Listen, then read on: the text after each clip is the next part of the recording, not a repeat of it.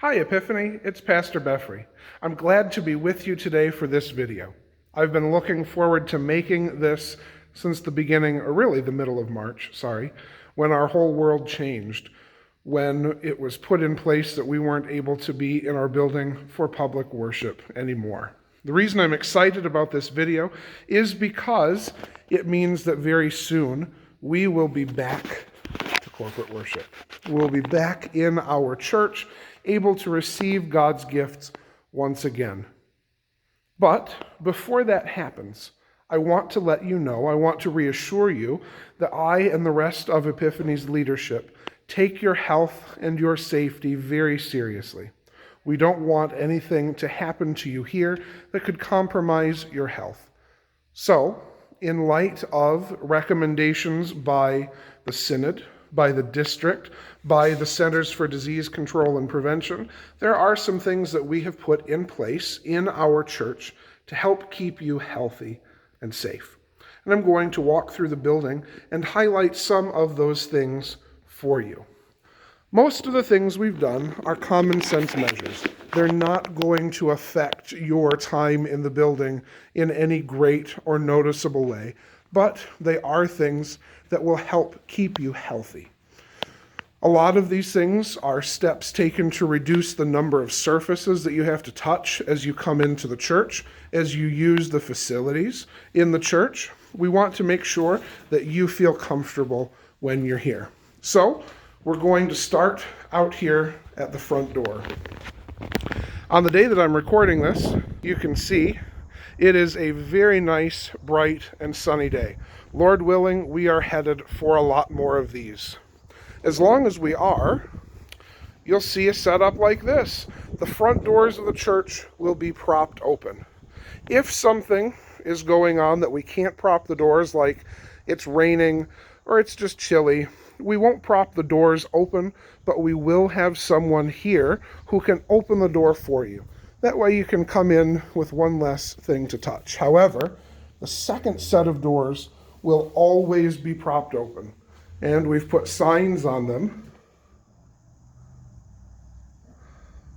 That way everyone knows to leave those doors open. You'll see, as you walk into the building, everything looks normal. But you'll see those same signs as you head to the restrooms. The restroom doors will remain propped open. That way you can come and go into the restrooms without having to touch anything. Another thing in the restrooms that will be a help to reduce the number of things that must be touched, we have installed hands-free soap dispensers and paper towel dispensers. This will ensure that you can wash your hands without having to touch anything else. Thank you to everyone who made that possible. As you head out from the restroom, back into the narthex, we're going to be keeping all of the doors into the church propped open. That includes our side door over here on the aisle and the two center doors going into the church. That way, you don't have to handle them. We will try to do this to the best of our ability. Hand sanitizer. As you know, though, that is a hard thing to come by right now. We will do our best to keep it in stock, but washing your hands for 20 seconds with soap and water is still the best way to go. But we'll keep hand sanitizer available as much as possible. Heading into the church, this is where the first noticeable change will come. You see here a completely wide open pew. Then you see 1, 2 closed pews. To help maintain social distance, we will be closing 2 pews between every open pew. Pretend with me that the closure you see here on this end, on the aisle side, is also down there on the wall side. It's not there quite yet. I'm still trying to find the best way to do this in a cost-effective way and in a way that isn't going to damage our pews. This is a very temporary thing. Lord willing, we won't have to keep the social distance in this same way for very long. So we don't want to do anything permanent that could damage our pews. So this is here just for demonstration for this video so you can see what we'll be doing. The other thing that we'll be doing is, let's say you or your family come and you sit here on the aisle side of this pew. Another family comes, they sit in the next open pew. What we're going to ask is that they not sit here on the aisle side, but rather that they sit on the wall side of the pew. This helps keep well more than 6 feet of distance between the family that's there and the family that's there. Just one way that we're trying to help keep you safe. While we're in the pews, you'll notice we are missing our hymnals and Bibles and our attendance cards and pencils. That's another temporary measure to help reduce the number of surfaces that have to be touched and the number of surfaces that have to be cleaned between services. Everything that you need to participate in a service for right now will be fully printed in the hymnal. The ushers and the elders will take attendance. That way you don't have to worry about pencils or pew cards or hymnals. We will do that so that way you can reduce the number of surfaces you touch. In the center aisle, you can see that we are coming up on the next thing that we will be doing to help keep you safe. The offering plate is here on a stand in the center of the aisle at the front. When you come up for the Lord's Supper, you can distribute your offering here in the plate. We won't be passing the plate for right now. It keeps down the number of things you have to touch, helps everyone out in the long run. We'll get back to passing the plate as soon as possible, but for right now, we'll keep it here. So when you come up for the Lord's Supper, you can simply distribute your offering here in the plate. The next thing you'll see in terms of change is at the Lord's Supper. When you come to the rail, for the time being, we will not be kneeling to receive the sacrament. We'll ask that you remain standing. That way you don't have to worry about touching the rail in front of you to kneel down or to stand up. You can simply stand there and I will distribute Christ's body and blood to you. We'll also have a few less people per table. We'll try to limit it to a family or 2, maybe 3, depending on size of family or individuals, because we can put, for example, a family here, another one in the center, and another one down at the far end. We'll try to keep our space here at the rail the best we can.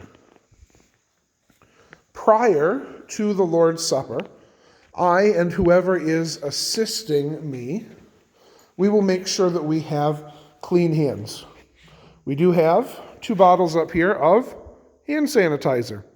We will do our best to keep our hands clean, so that way as we bring you Christ's body and blood, you know that we're coming with clean hands. If you are an individual cup user, we will continue to clean our individual cups as we always have in a bleach solution. This keeps everything sanitary, kills the germs between uses, and we don't have to worry. Now, usually, you're used to seeing on the cup trays that everything looks like that. They're close together. What we're doing for now is spreading everything apart. You can see that we have plenty of space here between all the cups. That way, if you're coming, you don't have to worry about touching the cup there or there to grab this one. You have plenty of space to grab that cup, to take it, and then the other people who receive have plenty of room to grab the next cup. And they don't have to worry that someone might have bumped the cups around theirs. If you receive Christ's blood from the chalice, there is nothing to fear. As I mentioned back in March, when we started making some of these changes, The Centers for Disease Control and Prevention have done a number of studies in their laboratories. They have studied anecdotal evidence throughout the years, and they have found that there are no reported instances of diseases being transmitted by way of the chalice. That's because of a few things. First, the chalice is made of silver, a precious metal. The cup bowl itself is plated with gold, another precious metal. These precious metals help to kill germs as well as the alcohol content of the wine that is inside. Those two things together ensure a sanitary drink. You don't have to worry about diseases being transmitted. However, for one added layer of protection, you'll see a change. This square of linen is called a purificator. This is the napkin that you see me carry and use to wipe the rim of the chalice after each drink.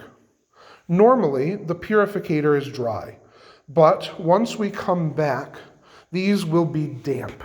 They will be soaked in the highest proof vodka that we can legally obtain in Michigan. Just like the hand sanitizer, it's alcohol. It helps keep the germs at bay.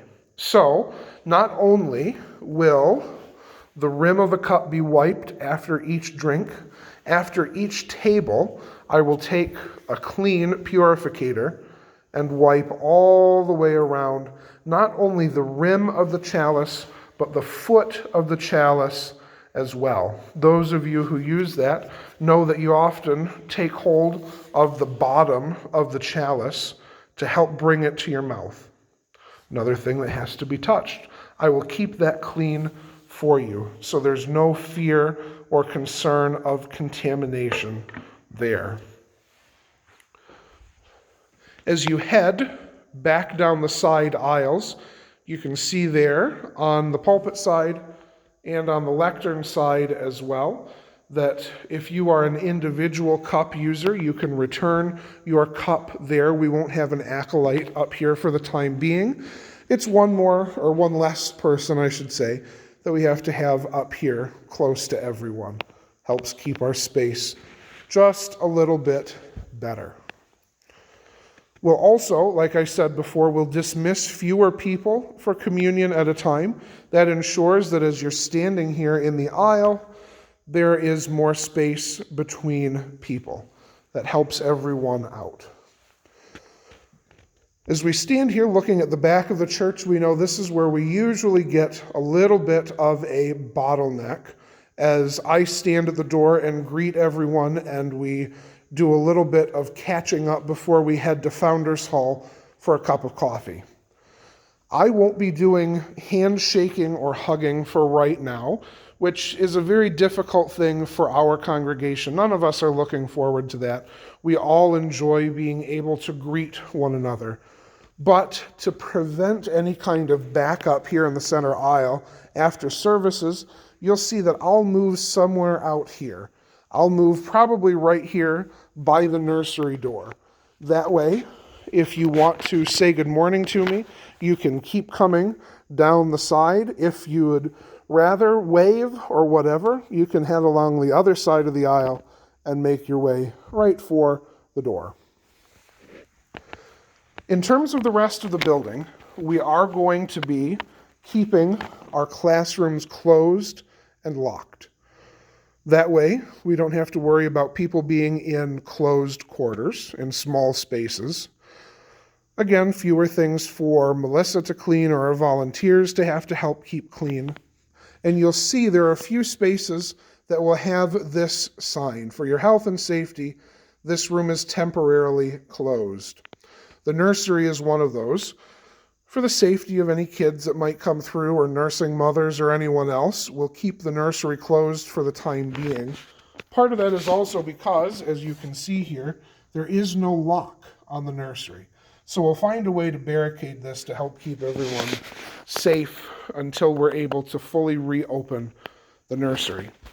But as we head down the hallway to Founders Hall, stop at our first classroom, locked door. We'll keep these doors locked so that way everyone is able to stay out a little bit easier. You can see that the Founders Hall doors are open right now. Food truck is hard at work distributing food for this month, so they've been back and forth, so it wouldn't have been a good idea to keep the doors locked and blocked for today. So I'll show you what you'll see if you come back to Founders Hall. There again is that same sign that you saw on the nursery door. We'll keep these doors not just closed, but blocked. You can see one of the library carts that will be pulled across the door to help block Founders Hall. Lord willing, we'll be back to coffee hour after the service soon. Hopefully we'll be back to Sunday school and Bible study soon. We pray that day comes very quickly. But for right now, we'll keep our distance there, but we'll know that our Lord will bring us back to those things very soon. At least we pray that he will. We're heading back into the church now. There are a few last things that I would like to share with you before the video wraps up for today. First, when we reopen, I want you to know that we don't expect it a full reopening. We don't expect everyone to come rushing back at once. Some people certainly will come back that first Sunday. Some people might take some time, and that's okay. We want you to do what's best for you. We want you to feel safe coming to the Lord's house. So there won't be any shame. There won't be any rush. If you would rather take a little bit longer, take a little bit longer. That's okay with us. But if you do that, please let me know. I want to know how I can best care for you spiritually during this time. I want you to be well taken care of. Even though others might be back and you may not be, that's okay. I still want to take care of you. That's my job. That's why the Lord has sent me here. He's brought me here for you. So let me know how I can best be of service to you. Secondly, if you are in one of those high-risk categories, maybe because of age or pre-existing conditions, please follow your doctor's advice, your family's advice. If your doctor has said, I'd feel better if you stayed home a little bit longer, stay home a little bit longer. We want you to be healthy. We wouldn't want to hurt you in any way. That's what the fifth commandment asks of us, and we want to do that. So stay away if your doctor asks you to. The time will come when you will be able to come back. I know you're eager. I'm eager to see you. But please listen to those people God has placed in your life for your health and safety. If you have any symptoms, not just of coronavirus or anything else, please stay home. We want you to be healthy, to recuperate, so do what you have to do to get healthy. Stay home. You'll be able to come back. We want you back, but we want you back healthy. Another question that we have been asked that I want to address is the topic of the live stream. How much longer will that go? I will keep the live stream going as long as it seems necessary. We don't have a definite end date for that, but we'll keep that going for a little bit longer. It looks like we'll be able to officially reopen when the governor says that we are in stage 4 of her reopening plan. That allows for smaller gatherings. Stage 5 allows for larger gatherings. So my initial guess is that we'll probably keep the live stream going until we get into stage 5 that allows for some larger gatherings. But that's a decision that won't be made quickly or lightly. It will be made by me, council, and the elders, all talking together about what's best for our community. But we want that live stream to end because we all want to be back together. And I know you want to be back as much as I want you back. But I don't want you to be robbed of the Lord's gifts. We'll at least make sure that we can deliver the word to you by that live stream. I can't think of anything else to add right now. Hopefully this has done a bit to relieve some fears or concerns you might have. Hopefully it puts you at ease for being able to return to the Lord's house. We want to be sure that we do everything to keep you safe.